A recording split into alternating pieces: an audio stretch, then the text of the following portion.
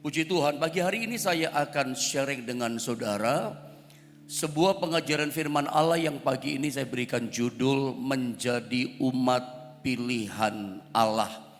Mari kita langsung saja baca ayatnya saudara ya, dalam Ulangan pasal yang ke-7. Kita akan baca bergantian ayat 6 sampai dengan 8, ada 3 ayat. Kita akan masing-masing baca 1 ayat saudara ya. Saya baca ayat yang ke-6, Anda ke-7, 8-nya sama-sama ya. Ulangan 7 ayat 6 begini kata firman Allah. Sebab engkaulah umat yang kudus bagi Tuhan Allahmu. Engkaulah yang dipilih oleh Tuhan Allahmu dari segala bangsa di atas muka bumi untuk menjadi umat kesayangannya. Teruskan yang ke-7 saudara. Bukan karena lebih banyak jumlahmu dari bangsa manapun juga, maka hati Tuhan terpikat olehmu dan memilih kamu. Bukankah kamu ini yang paling kecil dari segala bangsa? Ayat ke-8 sama-sama kita membacanya 1, 2, dan 3. Tetapi karena Tuhan mengasihi kamu dan memegang sumpahnya yang telah diikrarkannya kepada nenek moyangmu, maka Tuhan telah membawa kamu keluar dengan tangan yang kuat dan menebus engkau dari rumah perbudakan, dari tangan Fir'aun Raja Mesir. Bapak Ibu Saudara dikasih Tuhan, dari 3 ayat yang barusan kita baca dari Ulangan pasal 7 ayat 6 sampai 8, kita menemukan dari kalimat-kalimat firman Allah ini bahwa Tuhan itu ternyata menjadikan bangsa Israel itu menjadi bangsa yang dipilih oleh Tuhan, umat pilihan Tuhan.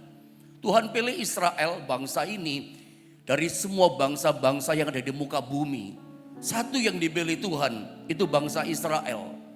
Nah, kalau kita lihat dari mulai ayat yang ke-6, coba saya baca ulang sekali lagi ke-6, dikatakan sebab engkaulah umat yang kudus bagi Tuhan Allahmu. Perhatikan kalimat ini, engkaulah dikatakan yang dipilih oleh Tuhan Allahmu dari segala bangsa di atas muka bumi, dikatakan untuk menjadi umat kesayangannya. Ini adalah merupakan sesuatu hal yang sangat luar biasa. Dari segala bangsa yang ada di muka bumi ini, dari bangsa-bangsa semua yang ada di dunia ini, Tuhan pilih satu bangsa, yaitu bangsa Israel. Makanya Israel dikenal dengan sebutan kata Alkitab bangsa pilihan Allah, umat pilihan Allah, umat yang disayang oleh Tuhan, anak sulungnya Tuhan. Kenapa? Karena dari semua bangsa ternyata Israel yang dipilih menjadi bangsa pilihan, umat kesayangan Tuhan.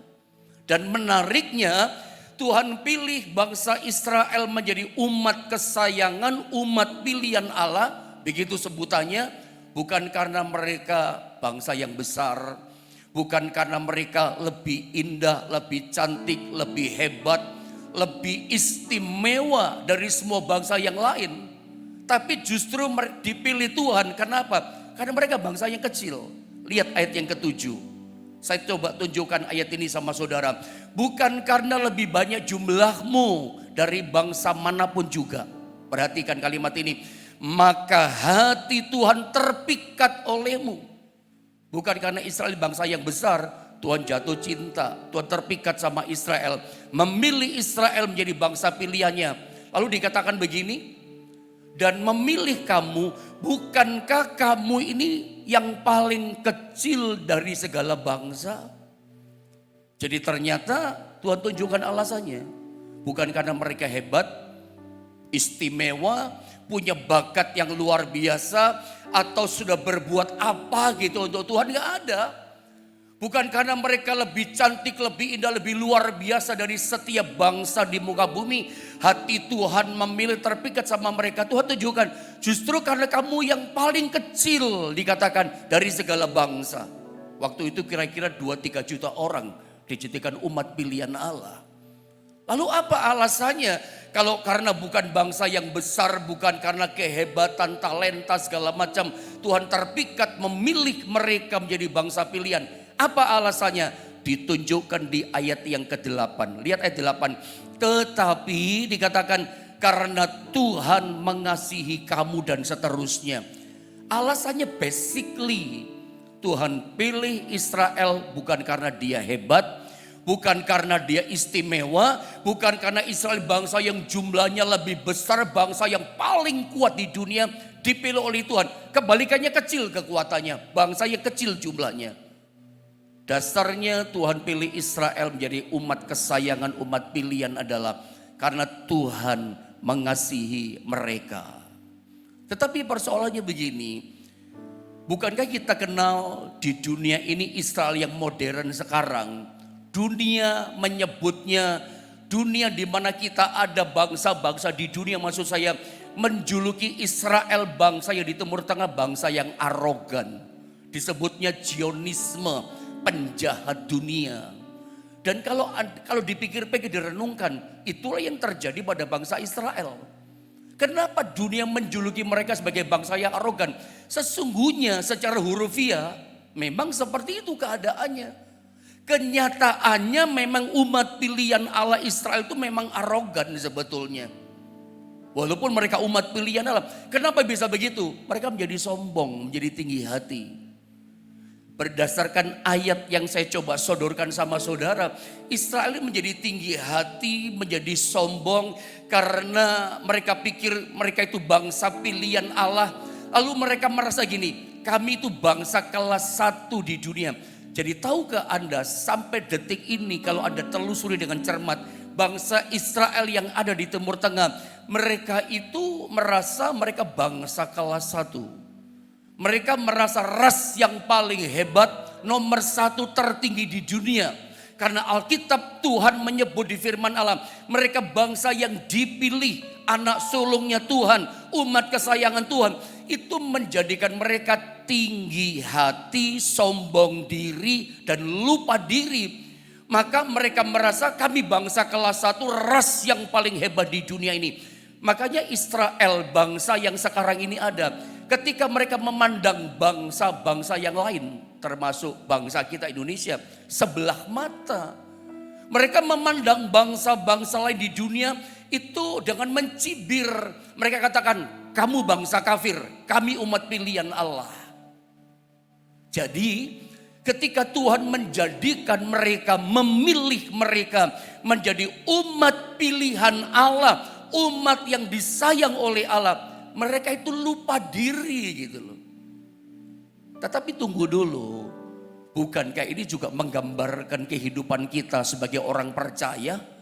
Bukankah ini sesungguhnya juga menggambarkan kehidupan kita yang sesungguhnya sebagai gereja Tuhan? Kita juga merasa, kata Alkitab, kita adalah umat pilihan Allah, yang dipilih Allah, yang percaya pada Yesus. Kita seringkali juga menjadi lupa diri.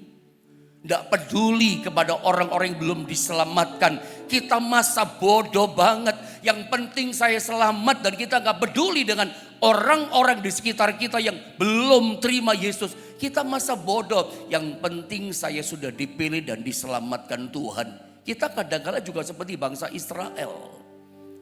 Israel menjadi lupa diri, tinggi hati, merasa yang paling hebat karena dipilih dari segala semua bangsa yang ada di muka bumi. Sampai begini, akhirnya mereka lupa sama destiny mereka. Mereka sampai enggak tahu gitu loh, tujuannya Tuhan itu apa. Mereka enggak ngerti tujuannya apa Tuhan pilih mereka. Gambaran ini paling mudah. Misalnya di gereja GSPDI Jombang ini ada banyak jemaat. Lalu saya pilih misalnya 10 orang, enggak usah banyak-banyak. Saya pilih 10 orang, saya tuliskan nama-namanya ini, lalu saya telepon. Nah, tolong datang ya besok ketemu jam 5 sore di pastori gereja. Datang 10 orang. Mereka lihat, cuman kita 10 orang dari sekian jemaat orang. Kita dipilih 10 orang. Pasti 10 orang yang saya telepon yang datang celingukan. Mereka bingung gini, kenapa kita dipanggil ya? Kenapa kita dipilih sama gembala ya? Untuk apa tujuannya? Maksudnya apa gembala pilih saya, panggil saya? Kan harusnya timbul pertanyaan begitu kan. Israel tidak. Israel lupa diri menjadi bangsa kesayangan, dipilih Tuhan dari atas segala bangsa di muka bumi. mereka tidak tahu tujuannya apa dipilih Tuhan. Maksudnya apa dipanggil Tuhan. Mereka tidak ngerti. Purpose-nya apa, destininya nggak tahu. Karena saking tinggi hatinya, lupa diri, mencibir, memandang sebelah mata semua bangsa di dunia. Pokoknya kamu kafir, kamu kafir. Kami umat kesayangan dipilih Tuhan. Tidak tahu tujuannya.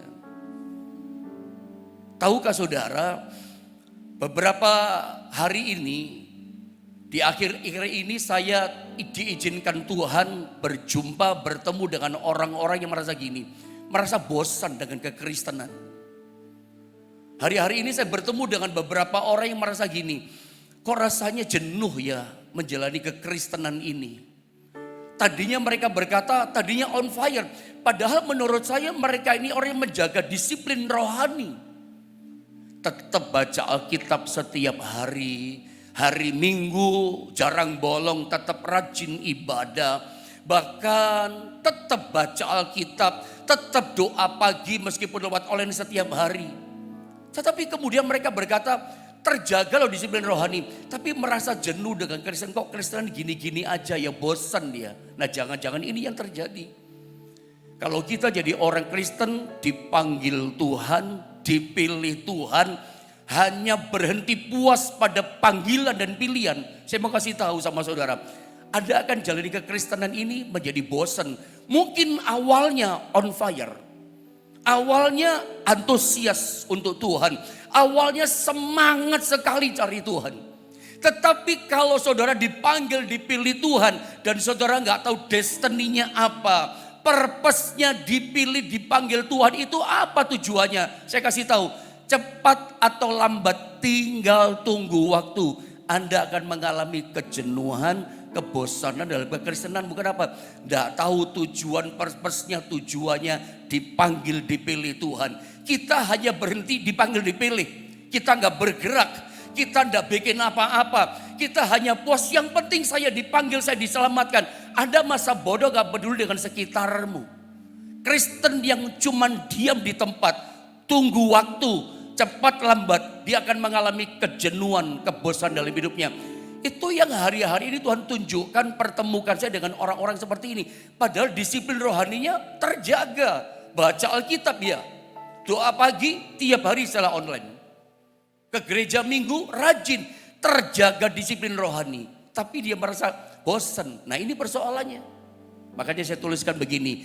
Disadari atau tidak. Hari-hari ini ada banyak orang Kristen sedang mengalami kejenuhan dalam kehidupannya.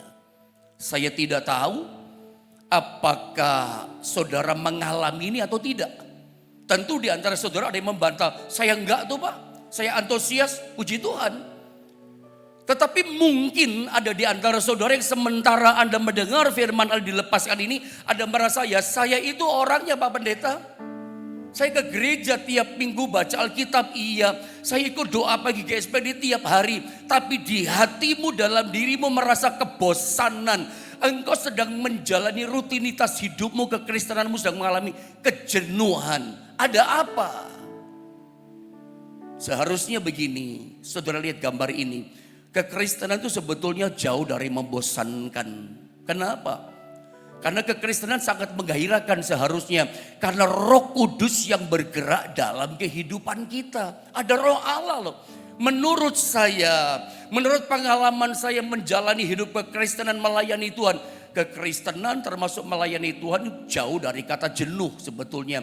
Jauh dari kata bosan. Kalau kita ikut gerakan Roh Allah dalam diri kita. Ada resu sukacita, ada Roh Kudus yang membimbing, menuntun hidup kita, yang terus bergerak dalam hidup kita. Kalau kita diem, ya jenuh. Kalau kita nggak bikin apa-apa, Kristen cuman ibaratnya tinggal di tempat, nggak lakukan apa-apa. Anda akan mengalami kejenuhan, saudara. Anda akan mengalami kebosanan dalam hidupmu. Satu contoh ya, yang paling gampang. Kalau cuman diam di tempat, ini yang terjadi. Misalnya kita pergi ke tempat wisata yang indah. Awalnya menakjubkan buat kita, mengagumkan, terpesona kita dengan indahnya tempat wisata itu. Tapi tahukah saudara, lama-lama jadi biasa dan menjenuhkan. Jadi kalau Anda misalnya berwisata ke satu tempat, ada seperti di gambar ya, ada danaunya, ada pohon-pohon hijaunya, ada kayak jembatannya, ada cottage-nya begitu bagus. Di belakangnya ada gunung yang besar, ada banyak burung berkicau. Mungkin awal pertama saudara datang di tempat wisata itu, ada terpesona, terbius, kagum, indah ya tempat ini. Kagum saya dengan ciptaan Tuhan. Awal pertama, pandangan pertama itu. Tapi bagaimana ketika misalnya Anda begini, 1 bulan tinggal di situ, 2 bulan apalagi tinggal tetap di tempat itu, tidak kemana-mana, tidak pergi kemana-mana, tidak bergerak kemana-mana, tinggal di tempat itu setiap hari saudara ya. Apa yang terjadi menurut saudara? Yang Anda lihat itu saja, yang Anda lihat air itu saja, danau itu saja, cottage itu saja, pohon itu saja. Tiap hari muter cuma lingkungan itu aja. Apa yang terjadi? Anda pasti bosan. Yang tadinya terpesona, terbius, kagum, wow luar biasa ciptaan Tuhan. Lama-lama ada bosan dengan sekitarmu. Karena apa? Anda tidak kemana-mana gitu loh. Anda cuma diam di tempat, tidak bergerak, hanya di situ-situ saja. Awal saja terpesona, awalnya antusias, awalnya semangat, lama-lama bosan saya di sini. Anda tinggalkan tempat itu. Saya mau kasih tahu sama saudara, seperti itulah kekristenan kita. Coba lihat gambar ini saudara ya. Mengapa kekristenan kita hari-hari ini begitu menjenuhkan dan membosankan? Ya itu tadi persoalannya. Cuman puas dipanggil, cuman puas dipilih Tuhan, enggak tahu tujuannya, enggak tahu maksudnya. Hanya diam di tempat, masa bodoh enggak peduli. Yang penting saya selamat, yang penting saya diberkati. Kita ini kan sebagai orang percaya selama ini, kita ini seringkali dibombardir dengan berita-berita mengatakan kita umat yang diberkati Tuhan. Kita umat yang diangkat sama Tuhan. Berkat bangsa-bangsa, kekayaan bangsa-bangsa dipindahkan kepada kita. Kita orang yang limpah dengan mujizat Tuhan. Memang kita mungkin ngalami itu semua. Tapi kita lupa panggilan dan pilihan Tuhan. Kita bukan cuma menerima berkat, menjadi gudangnya berkat. Jangan lupa menjadi saluran berkat. Lihat statement saya ini. Karena kita dipanggil dan dipilih bukan sebatas menjadi sasaran berkat. Bukan hanya menjadi apa saudara ya, lumbungnya berkat, tempatnya berkat. Tapi jangan lupa menjadi saluran berkat bagi Tuhan. Jangan cuma diam di tempat kayak gudang, diam saja. Terima mujizat, terima keselamatan, udah ditolong Tuhan. Anda mesti ngerti seperti bangsa Israel tadi. Tidak ngerti tujuannya. Dipilih sama Tuhan, dikasih mujizat sama Tuhan, di padang gurun pun disertai langsung dengan tiang awan, tiang api. Gunung batu memancar air. Sebetulnya kan Tuhan punya tujuan itu. Nanti kalau Anda lihat ayat-ayat yang lain, kita semakin mengerti. Tujuannya menjadi saluran berkat, saluran kesaksian. Harusnya hidup kita juga sama. Kita itu ibaratnya menjadi apa saudara ya, percontohannya dari Tuhan, etalasenya Tuhan. Kalau saya gambarkan atau istilah orang bahasa keren kali itu ya, orang berkata kita itu pilot projectnya Tuhan gitu kira-kira di muka bumi ini. Orang nggak bisa lihat Tuhan, tapi orang bisa lihat kita dan orang bisa lihat Tuhan lewat kehidupan kita. Makanya sering kita dengar istilah begini, kalau ada orang memasarkan, orang membangun proyek apartemen, orang membangun proyek perumahan real estate misalnya, mau dipasarkan, dijual. Selalu proyek pembangunan perumahan real estate atau apartemen punya yang namanya rumah percontohan. Gedung apartemen sebagai pilot projectnya, percontohannya. Itu dibangunnya sebagus-bagusnya, temboknya paling bagus, desainnya bagus, tata ruangnya bagus, semua ditunjukkan yang bagus-bagus, ya, diangkat yang bagus-bagus. Tujuannya apa? Ketika orang survei ke tempat pemasaran itu, melihat pilot projectnya, melihat etalasenya, percontohan gedungnya itu, orang tadinya cuma survei lihat-lihat, kepencut kata orang Jawa, tertarik pengen beli itu rumah. Pengen beli itu apartemen, oh bagus ya, tata ruangnya kelihatan besar ya. ndak maunya beli, akhirnya beli. Kenapa? Karena tertarik, kepincut lihat pilot projectnya, rumah percontohannya. Tahukah saudara, kenapa Anda diberkati Tuhan? Kenapa Anda diselamatkan? Kenapa kita dipilih Tuhan dari banyak bangsa, banyak orang di muka bumi ini? Kenapa di antara seluruh keluarga kita, kok kita yang dipilih? Tuhan punya tujuan loh. Coba lihat kanan kirimu loh. Seluruh keluarga aku belum selamat, aku diselamatkan. Tuhan punya tujuan loh. Anda sakit disembuhkan, Tuhan punya tujuan. Anda bangkrut ekonomi, diangkat, dipulihkan Tuhan. Tuhan punya destiny. Untuk apa? Kamu dijadikan pilot projectnya Tuhan. Supaya orang bisa lihat kuasa Tuhan lewat hidupmu yang dipulihkan. Kita tuh percontohannya Tuhan. Kita itu apa saudara ya? Mempresentasikan siapa Tuhan lewat hidup kita. Makanya saya kurang setuju. Itu kata-kata halus saya, sebetulnya saya kurang suka gitu, intinya begitu. Setiap kali ada orang pelayanan, khotbah kah, mimpin pujian, saya kurang sependapat, bahkan kurang suka. Sering saya dengar kata-kata begini, saudara jangan lihat saya, lihat Tuhan. Saya manusia banyak kekurangan, jangan lihat saya, lihat Tuhan. Sorry ya, kata-kata ini gak pas. Kata-kata ini gak pas keluar dari mulut seorang yang sudah melayani Tuhan. Kata-kata seperti ini, sorry kata-kata saya, ini pelecehan. Pelecehan, kelihatannya kata-kata rohani bagus. Saudara jangan lihat saya, lihat Tuhan. Orang dunia di luar sana yang belum diselamatkan, mereka tidak bisa lihat Tuhan. Bagaimana mereka bisa lihat Tuhan? Mereka bisa melihat Tuhan lewat hidupmu, lewat hidupku. Karena apa? Kita percontohannya. Kita ini mempresentasikan siapa itu Tuhan. Jadi menurut saya itu sebuah pelecehan ya. Kalau orang selalu ngomongnya begitu. Selalu berkata jangan lihat saya, lihat Tuhan. Nah kalau orang enggak lihat teladan, kita lihat siapa? Kalau memang hidup kita belum bisa jadi teladan, menurut saya jangan melayani. Nanti mempermalukan nama Tuhan. Dan itu yang terjadi hari-hari ini. Pendeta bikin kekerasan, pendeta lakukan ini. Ya kalau orang enggak lihat, kita lihat siapa? Pelecehan loh itu saudara.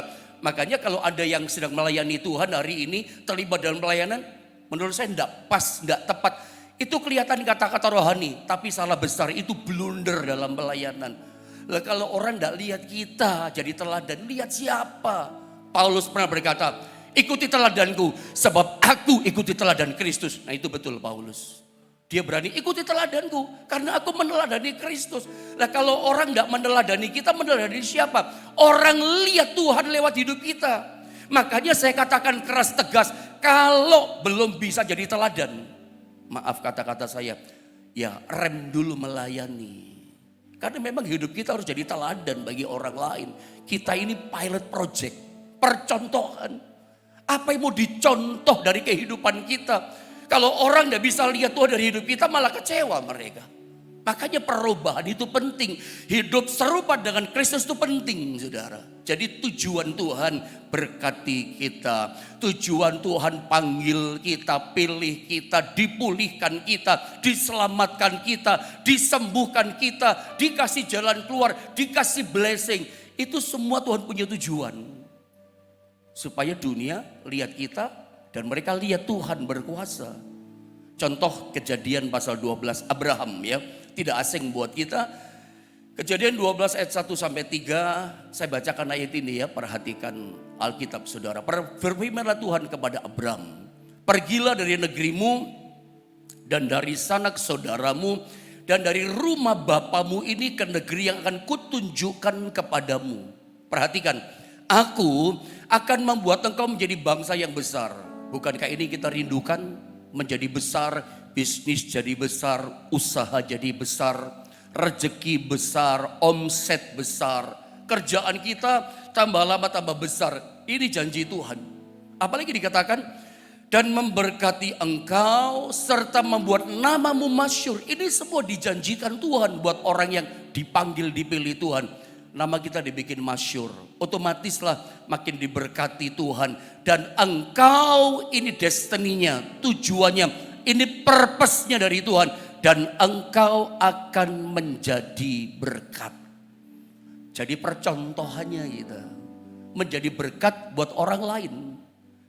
Ketika saya merenungkan firman Allah ini, ada satu kata yang Tuhan taruh di hati saya. Dan saya sangat tertarik kata ini, akses masuk.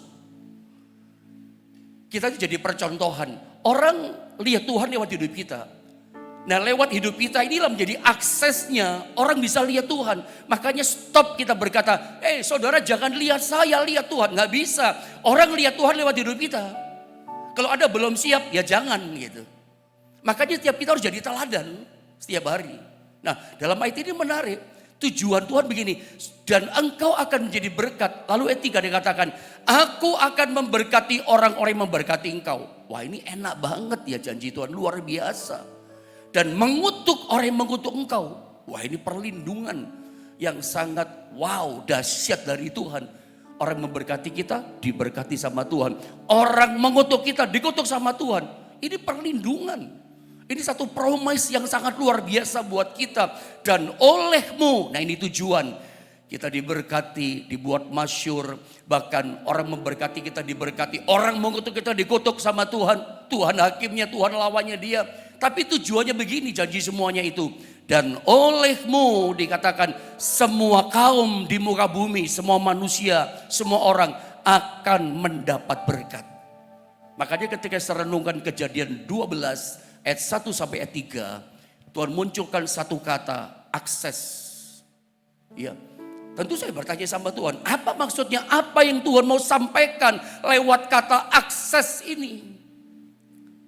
Ternyata begini saudara ya, Tuhan itu pilih bangsa Israel itu sebagai akses masuknya supaya dunia percaya kepada Tuhan. Beberapa contoh ayat saya tunjukkan. Ayat ini merupakan bukti-bukti otentik yang sangat jelas. Israel dipanggil, dipilih. Tujuannya supaya apa? Menjadi akses supaya dunia pun diberkati lewat keselamatan itu. Lihat beberapa ayat. Yesaya 42 ayat 6 sampai ayat yang ke-7. Saya baca ayat ini ya. Aku ini Tuhan telah memanggil engkau, memanggil Israel, maksud penyelamatan. Telah memegang tanganmu, aku telah membentuk engkau dan memberi engkau menjadi perjanjian bagi umat manusia, menjadi terang. Ini tujuan kan, purpose-nya kan, untuk bangsa-bangsa dipanggil, dipilih sama Tuhan untuk maksud penyelamatan tujuannya. Untuk maksud menjadi terang untuk bangsa-bangsa. Lanjut 7, untuk apa lagi tujuannya? Membuka mata yang buta. Buta oleh ilah dunia, buta oleh dosa. Lewat hidup kita, mata mereka dicelikkan, lihat Tuhan. Tuhan panggil Israel, sama Tuhan panggil kita. Mencelikkan mata orang buta. Untuk mengeluarkan orang hukuman dari tempat tahanan. Dan mengeluarkan orang-orang yang duduk dalam gelap dari rumah penjara. Orang terikat oleh dosa, penjara dosa. Lepas, lewat siapa? Lewat hidup umat Israel sebagai penyelamat, terang bagi dunia. Sama panggilannya buat kita. Lihat satu ayat lagi, Yesaya 49 ayat yang ke-6 ya. Terlalu sedikit bagimu hanya untuk menjadi hambaku. Tidak cukup jadi hamba Tuhan. Terlalu kecil skopnya. Tidak cukup kita menjadi umat pilihan, adalah terlalu kecil skopnya. Apakah iya gitu loh, Tuhan hanya panggil kita supaya diselamatkan? Hanya panggil kita supaya kamu jadi hambaku melayani. Tuhan katakan terlalu sedikit, terlalu kecil bagimu hanya untuk menjadi hambaku. Terlalu kecil kita cuma menjadi pelayan Tuhan, menjadi jemaat Tuhan, menjadi orang diselamatkan. Terlalu sedikit, terlalu kecil skopnya. Tuhan katakan apa? Untuk menegakkan suku-suku Yakub dan untuk mengembalikan orang-orang Israel yang masih terpelihara. Tetapi aku akan membuat engkau, ini tujuannya. Tujuannya apa? Menjadi terang bagi bangsa-bangsa, bagi dunia. Supaya tujuan lagi, keselamatan yang daripadaku sampai ke ujung bumi.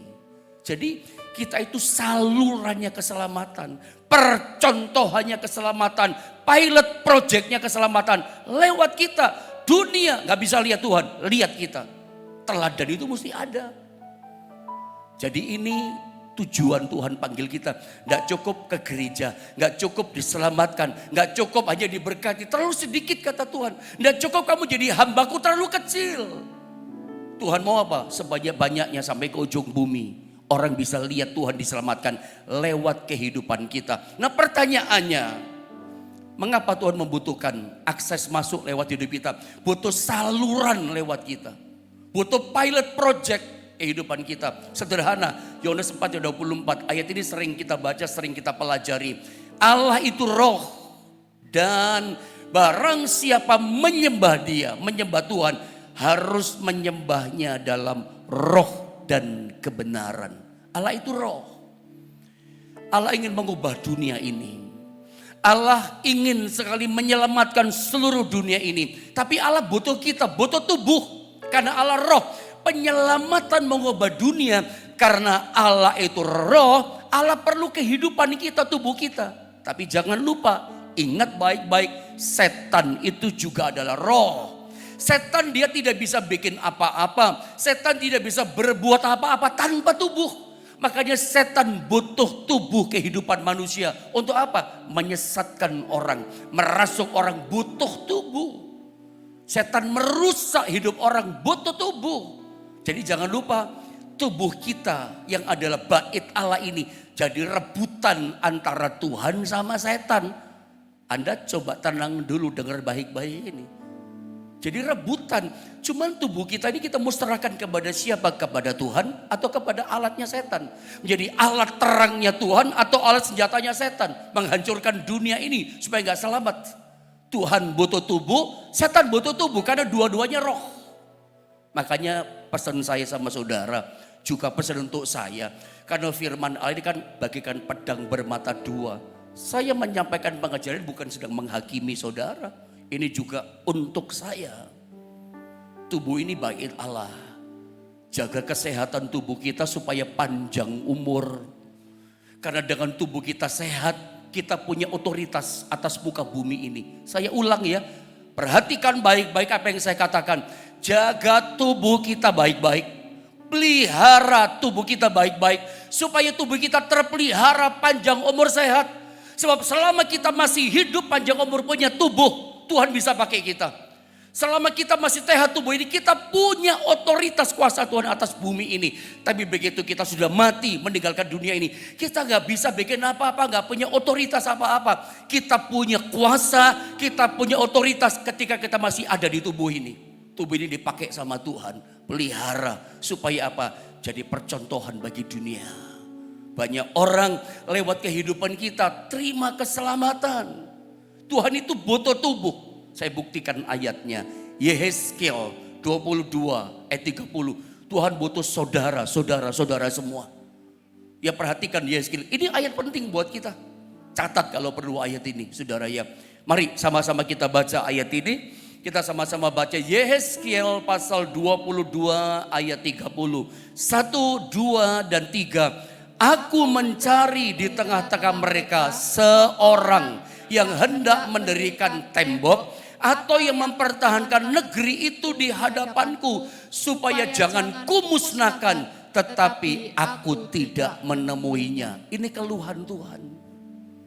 Dia membangun tembok pertahanan, tapi dia mencari seorang, kata Tuhan. Tapi Tuhan tidak menemukan. Gelo hati Tuhan, kata orang Jawa. Sampai hari ini yang Tuhan cari itu seorang demi seorang.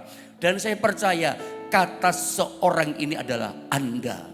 Saya sering berkata kepada jemaat di Jombang, kadang Tuhan gak perlu banyak orang. Cukup 1-2 orang hatinya sama dengan hati Tuhan. Rencana Tuhan jadi, penyelamatan jadi, kehendak Tuhan jadi. Kadang gak butuh banyak orang, gak sepakat sama Tuhan. Cukup 1 orang, 2 orang tapi hatinya sama dengan hati Tuhan. Hatinya cinta melekat sama Tuhan. Oh, rencana Tuhan jadi. Keselamatan dinyatakan. Tuhan butuh seorang, itulah Anda. Jadi Tuhan itu butuh penyelamatan. Salurannya itu lewat kita aksesnya. Anda dan saya. Di Alkitab ada contoh kisah 16:31. Paulus ketika di penjara. Dia lepas karena ada gempa yang hebat. Itu kepala penjara mau bunuh diri. Coba baca saja ayat ini. Apa nasihat Paulus buat orang ini? Orang ini bertanya, apa yang mesti aku perbuat? Nah ini kata Paulus, kisah 16 ayat 31. Saya baca ya, perhatikan baik-baik. Jawab mereka, kata Paulus ya, Percayalah kepada Tuhan Yesus Kristus dan engkau ini satu orang, seorang engkau ini akan selamat, kamu akan selamat, engkau seorang dan seisi rumahmu. Kalau kita baca akan diselamatkan. Jadi Tuhan itu berkata begini, seisi rumah diselamatkan lewat seorang, seisi dunia diselamatkan lewat seorang. Siapa? Pribadi Yesus. Termasuk kita, seorang demi seorang. Saat ini di pertengahan tadi saya sempat bilang sama saudara, apa Anda pernah merenung gitu, kok saya diselamatkan, dipanggil ya. Lihat kanan kiri keluargamu belum ada. Tuhan punya tujuan seperti kepala penjara ini. Saya pernah bilang pada masa pandemi berapa tahun yang lalu, keselamatan yang Tuhan beri pada kita itu menular kayak corona, cepat gitu. Kalau Anda mengerti, asal kita jadi teladan. Asal kita yang sudah dipanggil diselamatkan menjadi etalasenya Tuhan, percontohannya Tuhan, pilot projectnya Tuhan. Orang bisa lihat Tuhan lewat hidup kita, mereka akan diselamatkan. Dampaknya kuat. Itu melebihi virus yang menular. Kenapa? Dampak kehidupan kita.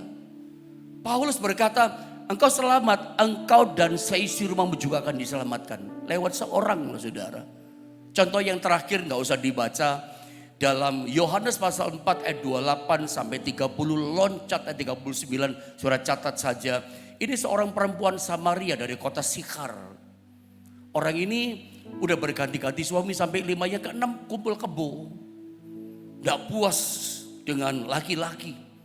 Ketika ketemu Yesus singkat kata dia bertobat, dia diselamatkan. Ini penginjil pertama. Dia pulang ke kampung halamannya ke Sikhar di Samaria. Dia katakan, aku berjumpa sama Yesus. Dia ceritakan, aku sukacita diselamatkan. Dia bertobat, orang lihat kesaksian hidupnya. Tahukah Anda, Alkitab bersaksi ayat 39. Itu hampir semua seisi kota Sikhar di Samaria itu menjadi percaya kepada Yesus lewat kehidupan perempuan Samaria ini. Seorang yang tidak puas dengan perkara dunia, tapi diobahkan sama Tuhan. Dia menjadi salurannya orang Samaria bertobat. Dia menjadi pilot projectnya, percontohannya Tuhan. Orang lihat hidupnya dan mereka percaya pada Yesus. Biarlah kita pun menjadi sama seperti ini. Dan lewat firman Allah ini saya berharap seperti pujian tadi, biarlah hidup kita menggenapi seperti dikatakan firman Allah. Jadi berkat memberkati bagi banyak orang. Anda akan tinggal tunggu waktu jenuh dengan kekristenan. Kok gini-gini ya, bosan kekristenan. Kenapa? Anda gak bergerak. Anda cuma diam di tempat. Anda gak jadi kayak selang salurannya. Air yang mengalir bagi orang lain. Orang diberkati dengan kesaksianmu. Orang diberkati dengan saluran berkatmu. Orang lihat Anda berbeda gitu loh. Jadi orang yang berbeda karena sudah diobahkan oleh Tuhan. Saya berdoa. Bila firman Allah ini, pengajaran firman ini jadi berkat buat kita. Kita jadi saluran berkat buat keluarga kita. Buat tetangga kita, orang sekitar kita. Orang lihat Yesus lewat kehidupan setiap kita. Mari kita sama-sama berdoa saudara ya.